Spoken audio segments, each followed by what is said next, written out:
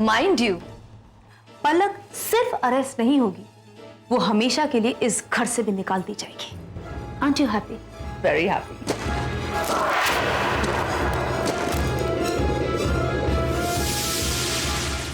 लगता है कोई छिपकर हमारी बातें सुन रहा है। मोहिनी, आई एम सॉरी, लेकिन मैं तुम्हें बताना भूल गई। इस घर में ऐसे बहुत से लोग हैं जो हम पर नजर रखते हैं, इसलिए हमें हर कदम फूंक फूंक कर रखना होगा। Do you understand? Come on, now let's get going. Sure. इस तरह चुप करके हमारी बातें कौन सुन सकता है? लगता है जो कुछ भी करना है जल्दी करना पड़ेगा।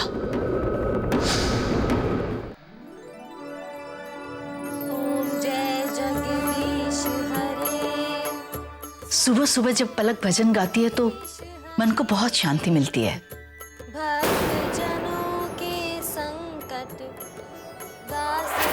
इतनी सुबह सुबह ये पूजा कौन कर रहा है? दूर करे ओम जय जगदीश हरे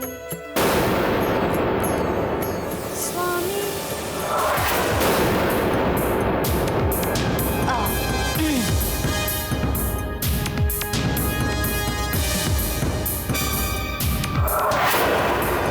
माँ जी, ये लीजिए आरती।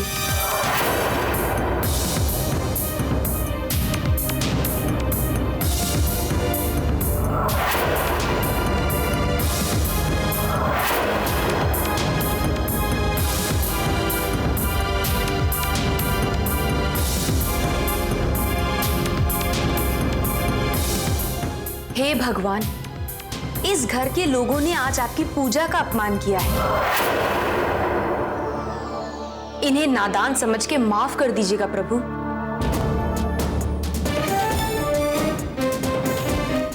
न जाने मोहिनी क्या करने वाली है और न जाने उसके दिमाग में क्या चल रहा है। चंद्रकांत, अरे ये क्या कर रही हो मोहिनी? देखो, हर रोज मेरे पैर छूने की कतई जरूरत नहीं है। कैसी बातें कर रहे हो चंद्रकांत? ये तो मेरा कर्तव्य है, और शास्त्रों में भी तो यही लिखा है कि पति की सेवा में ही पत्नी का परम सुख है। पति का भी तो एक धर्म होता है कि वो हर रोज अपनी पत्नी से पूछे क्या वो खुश है या नहीं। चंद्रकांत, तुमने मुझसे शादी की और मुझे इस घर में लाए, इससे बड़ी सुख की बात और क्या हो सकती है? लेकिन चंद्रकांत, तुम्हारी पत्नी होने के साथ साथ मैं इस घर की बहू भी तो हूं, तो मुझे ये अधिकार क्यों नहीं दिया जा रहा है? क्या हुआ? किसी ने कुछ कहा तुमसे? बात किसी के कहने या सुनने की नहीं है चंद्रकांत, बात है अधिकार की। अधिकार जो प्यार की निशानी होता है। ये तुम कौन सी निशानी की बात कर रही हो? चंद्रकांत, मैं बात कर रही हूं स्त्री धन की। देखो, हर जगह यही रिवाज होता है कि जब घर में नई बहू आती है तो पुरानी पीढ़ी के गहने उसे दिए जाते हैं।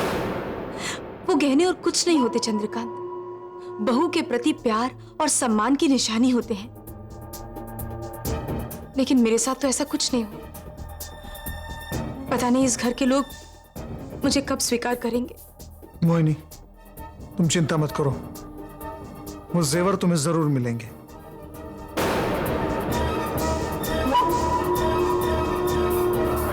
माँ, मुझे सुषमा के सारे गहने चाहिए।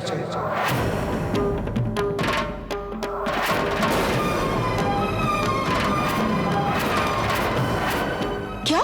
हाँ, क्योंकि मैं सुषमा को छोड़ चुका हूँ और वो गहने मैं अब मोहिनी को देना चाहता हूँ। अभी उस औरत को घर में आए हुए सिर्फ एक दिन हुआ है और उसने अपना रंग दिखाना भी शुरू कर दिया। वो तुझे अपने इशारों पे नचा रही है चंद्रकांत, और तू बिना कुछ सोचे समझे कुछ भी किए जा रहा है। पापा, आप जानते हैं आप क्या कह रहे हैं? आप मम्मी जी के स्त्री धन की बात कर रहे हो। ये वो संपत्ति होती है जिस पर सिर्फ उस औरत का हक होता है जिससे वो दी जाती है, तो फिर आप उनसे कैसे छीन सकते हैं? क्योंकि अब सुषमा का उस पर कोई अधिकार नहीं रहा। जब मुझ में और सुषमा में कोई रिश्ता नहीं रहा तो फिर स्त्रीधन की क्या बात? मैं वो गहने मोहिनी को देना चाहता हूं। अच्छा होगा अगर मां आप खुद दे दें, वरना वो गहने मैं ले सकता हूं।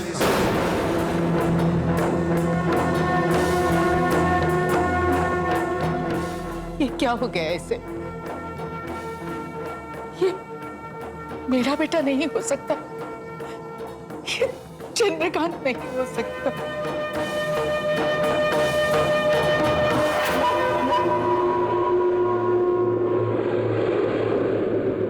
आखिर तुम चाहती क्या हो मोहिनी? तिजोरी की चाबी हासिल करके भी तुम्हारा मन नहीं भरा? एक बात याद रखना, ये सब करके तुम्हें कुछ भी हासिल नहीं होगा, सिर्फ सबकी बद्दुआएं हासिल होगी, समझी तुम?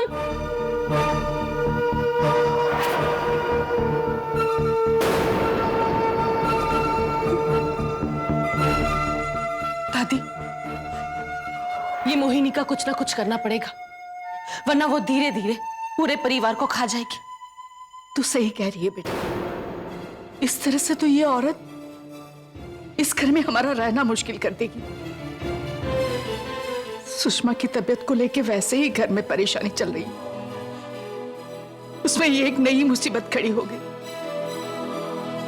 दोष भी किसको दूं? क्या मेरे ही बेटे में खोट है? पापा समझ क्यों नहीं रहे हैं कि बुरे वक्त में ये पैसे, ये तिजोरी, ये गहने हमें काम आएंगे? वो कुछ भी तो सुनना नहीं चाहता,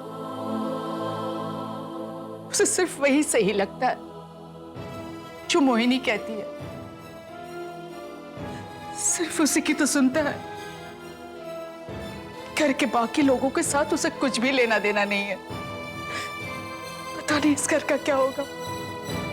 आप फिक्र मत कीजिए दादी, सब कुछ ठीक हो जाएगा। अगर पापा समझ नहीं रहे तो क्या, हम सब तो है ना। आप देखना, दक्ष जरूर कोई अच्छी खबर लेकर आएगा। कैसे जाऊंगा मां के पास, जिन्होंने पूरी जिंदगी हमारी खुशियों के नाम कर दी। उनके इलाज के लिए मैं पैसों का इंतजाम कैसे कर पाऊंगा? इससे बड़ी शर्म की बात और मेरे लिए हो क्या सकती है? क्या कहूंगा मैं घर पे? एक्सक्यूज मी, आप अंदर नहीं जा सकते हैं। आई एम सॉरी, सर ने कहा है 1 घंटे तक उन्हें कोई भी डिस्टर्ब ना करे। तुम जानती हो तुम किससे बात कर रही हो? मैं अपने डैड से मिलना चाहता हूं, and this is my office.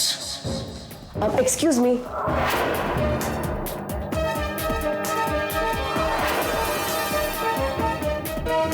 पापा मैं आपसे बात करना चाहता हूं। एक्सक्यूज मी, मैंने तुमसे क्या कहा था? मैंने तुमसे क्या कहा था? कोई भी अंदर नहीं आएगा। आई am sorry sir. What sorry? ये मेरा ऑफिस कोई धर्मशाला है? कोई भी कभी भी आ जाता है यहां पर किसी भी वक्त। तुम लोग वहां बैठे बैठे करते क्या हो? मैं तुम लोगों को पैसे किस बात के देता हूं? Improve yourself. बोलो। ये आपको क्या हो गया पापा? What's wrong with you? आप जानते हैं आपकी बिहेवियर की वजह से हमने क्या कुछ खो दिया? आपने अपनी पति और मैंने अपनी मां को। 1 मिनट। अब तुम्हारी मां मेरी पत्नी नहीं रही। हाँ मैं जानता हूं, लेकिन मैं यकीन नहीं कर सकता। जो आदमी कभी अपनी पत्नी से इतना प्यार करता, जो उसकी खुशी के लिए सब कुछ छोड़ने के लिए तैयार था, वो उससे कभी नफरत नहीं कर सकता। मेरा दिल नहीं मानता डैड। दक्ष, तुम्हारे इस इमोशनल भाषण से मुझ पर कोई असर नहीं होने वाला है। जो कुछ बोलना है जल्दी बोलो, मेरे पास वक्त नहीं है। अब तुम्हें समझ में आ रहा है ना, मेरे सिवा तुम्हारा कोई वजूद नहीं है। अगर है तो जाओ, अपनी मां के इलाज के लिए पैसा इकट्ठा करके दिखाओ। जिंदगी भर भीख मांगोगे ना तो भी इतना पैसा इकट्ठा नहीं कर पाओगे। बड़ी बड़ी बातें करते थे, मैं ये कर दूंगा वो कर दूंगा। करो। ऑलराइट।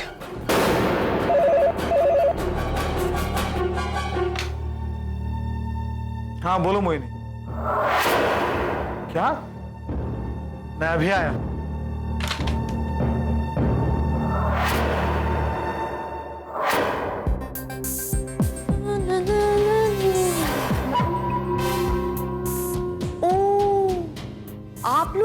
दक्ष का इंतजार कर रहे हैं ना? छी छी छी छी छी छी। बेचारा कहाँ कहाँ भटक रहा होगा पैसों के लिए, लेकिन मुझे लगता है कि वो आएगा जरूर, मगर खाली हाथ। क्या है ना कि इतने सारे पैसों का बंदोबस्त, वो भी इतनी जल्दी, औकात नहीं है ना बेचारे की। जबान संभाल कर बात करो मोहिनी, वरना तुम्हारी क्या औकात है वो मैं तुम्हें बता दूंगी, समझी तुम? लो, अब कौन समझाए?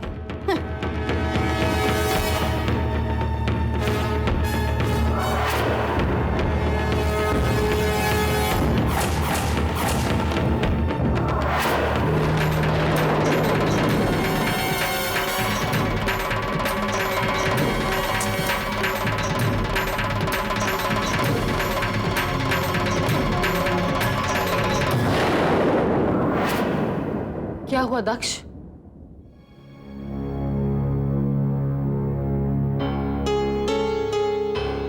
कोई बात नहीं, हम फिर से कोशिश कर लेंगे।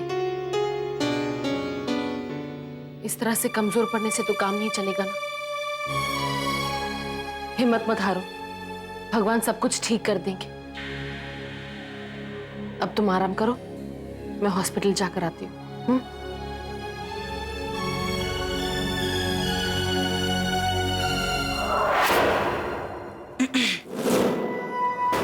राय, तुम्हारे लिए कुछ लाई।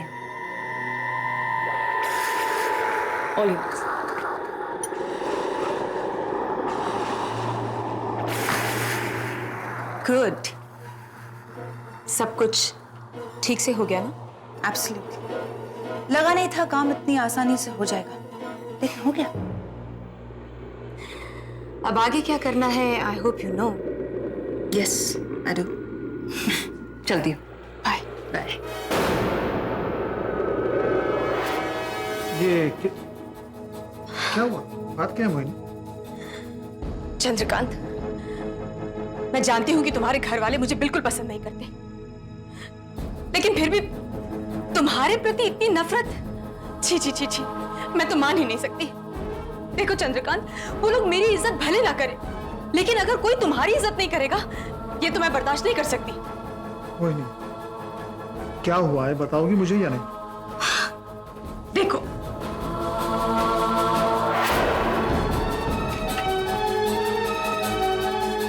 ये देखो,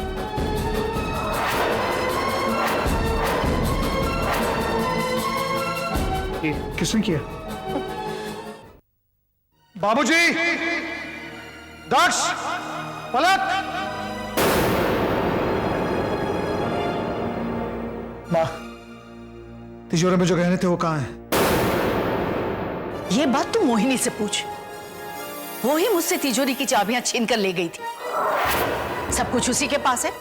अब ये बात वो तुझसे क्यों छिपा रही है, वो उसी से पूछ ले। माँ, आप झूठ बोल रही हैं। तिजोरी की चाबियां तो आपके पास थी और अब तिजोरी खाली है। आप सच सच क्यों नहीं बताती कि गहने किसने निकाले? क्या कहा तूने? झूठ बोल रही हूं मैं? अगर अपनी माँ पर विश्वास नहीं है तो पूछ मोहिनी से, उसने चाबियां मुझसे ली थी कि नहीं। अरे लेकिन मैंने कब मना किया कि आपने वो चाबियां मुझे नहीं दी? लेकिन वो चाबियां बाद में पलक ने मुझसे ले ली थी। आप मेरा यकीन कीजिए माँ जी, पलक ने मुझसे खुद कहा कि सुषमा के इलाज के लिए उसे पैसों की जरूरत है, तो मैंने तिजोरी की चाबी उसे दे दी। लेकिन मुझे क्या पता था कि तिजोरी में से पैसों के साथ साथ वो खानदानी जेवर भी निकाल लेगी। बकवास है ये सब। मैं नहीं मानता, पलक भूल के भी ऐसा नहीं कर सकती। और अगर पलक ऐसा करती तो माँ की ट्रीटमेंट के लिए वो इतनी परेशान नहीं होती। हंसाना चाहती हो तुम पलक को अपनी इस घटिया चाल चलकर। पलक अगर इस घर को बेच खाएगी ना तो भी तुम यकीन नहीं करोगे, लेकिन तुम्हारे यकीन ना करने से सच तो झूठ नहीं हो जाएगा ना? अच्छा, ये बात है। तो क्या सबूत है तुम्हारे पास ये साबित करने के लिए कि ये सब पलक ने किया है? मुझे पूरा यकीन है कि ये सब पलक ने ही किया है, और ये भी यकीन है कि तिजोरी की चाबियां पलक के पास से ही मिलेंगी। बिसाइड्स मेरे पास हॉस्पिटल की ये फाइल है जिसमें साफ साफ लिखा गया है कि सारे पैसे जमा करा दिए गए हैं एक साथ, और नीचे पलक के सिग्नेचर भी हैं। इसका मतलब क्या हुआ? इसका मतलब ये हुआ ना कि तिजोरी में से गहने निकाले गए, उन्हें बेचा गया और ये सारे पैसे जमा कराए गए, है कि नहीं? बस, बहुत बकवास कर ली तुमने। अब पलक के खिलाफ एक और शब्द भी मत बोलना। वरना उसका अंजाम अच्छा नहीं होगा। बस बस, तुम्हारे चिल्लाने से या ऊंचा बोलने से ये साबित नहीं हो जाएगा कि पलक ने गहने नहीं चुराए हैं। पलक ऐसा नहीं कर सकती और उसे ऐसा करने की जरूरत भी क्या है? वो इस घर की बहू है। अगर कुछ भी चाहिए तो उसे किसी से पूछने की जरूरत नहीं है। वो हमारी अपनी है, तुम्हारी तरफ पराई नहीं। एक मिनट।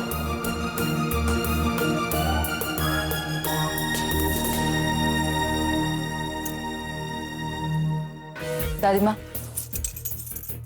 ये रही चाबियां जो पलक के कमरे से मिली है। माँ, अब तो आपको यकीन हो गया ना, ये सब आपकी लाडली बहू का किया धरा है। अगर पलक ने ऐसा किया भी है तो उसमें गलत क्या है? उसने उस गहनों का उपयोग कुछ अच्छे काम के लिए ही किया है। और वैसे भी वो संपत्ति सुषमा की ही थी और उसी के इलाज के लिए काम आई है। माँ, आप अच्छी तरह जानती हैं कि गहनों की कीमत सुषमा की ट्रीटमेंट की कीमत से कहीं ज्यादा है। ट्रीटमेंट तो एक बहाना है, असली मकसद तो गहनों पर कब्जा है। बहुत चालाक है आपकी बहू। आने दो, उसे देखते हैं। लो, आ गई महारानी जी। नाटक तो बहुत दिखा लिए, अब चलो तुम्हें पुलिस स्टेशन दिखाते हैं। चंद्रकांत, पुलिस को फोन करो। बोलो, जितना बोलना चाहती हो उतना बोलो मोहिनी, क्योंकि इस बार मैं भी पुलिस को बताऊंगी। पलक, ये क्या कह रही हो तुम? हाँ मोहिनी जी, बुलाइए पुलिस को, क्योंकि मुझे पुलिस को यह बताना है कि इस घर में कौन क्या क्या खेल खेल रहा है। आप लोगों को तिजोरी खाली मिली होगी और उसकी चाबी मेरे कमरे से मिली होगी, है ना? Well, I am sorry to say Mohini जी, आपका प्लान फेल हो गया। आप अपने मकसद में कामयाब नहीं हो सके, क्योंकि मेरी सोच आपकी सोच से थोड़ा आगे निकल गई।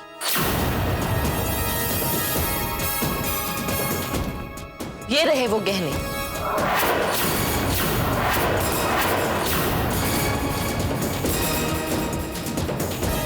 और ये जो फाइल है ना, वो बिल्कुल सही है, क्योंकि मैंने मम्मी जी के ट्रीटमेंट के पैसे भर दिए हैं।